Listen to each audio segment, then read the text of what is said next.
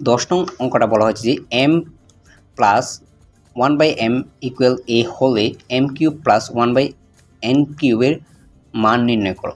তো আমরা প্রথমে দেওয়া আছে যেটা এটাই লিখব m plus 1/m equal a। So তারপর আমরা প্রদত্ত রাশি দিয়ে যে রাশিটার মান জানতে চেয়েছি আমরা ওই রাশিটা লিখব, যেহেতু এখানে m cube plus 1/m cube এই দুটার মান জানতে চেয়েছি, এই রাশিটার মান জানতে চেয়েছি, আমরা এটা লিখলাম।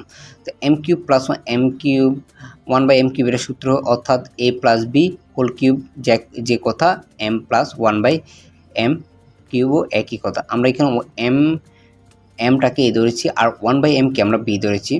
পরে কি পড়েছি আমরা a plus b whole cube minus 3ab into a plus b। তো আমরা লিখলাম a K m R b কাকে ধরেছিলাম আমরা 1/m, তো a plus b whole cube, তারপর সূত্রে -3, সূত্রে -3 লিখলাম।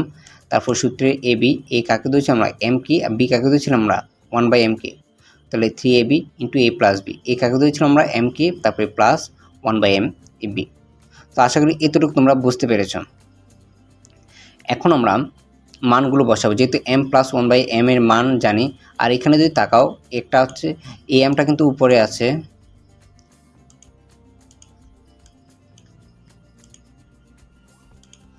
এই mটা কিন্তু উপরে আছে আর এটা একটু নিচে আছে, তো এটার সাথে এটা কিন্তু কাটা যাবে।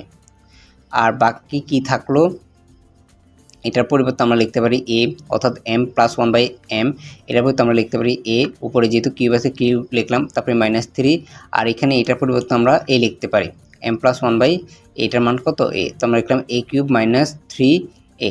তো এটা হচ্ছে আমার অ্যান্সার। তো আশা করি তোমরা 10 নং অঙ্কটা বুঝতে পেরেছো।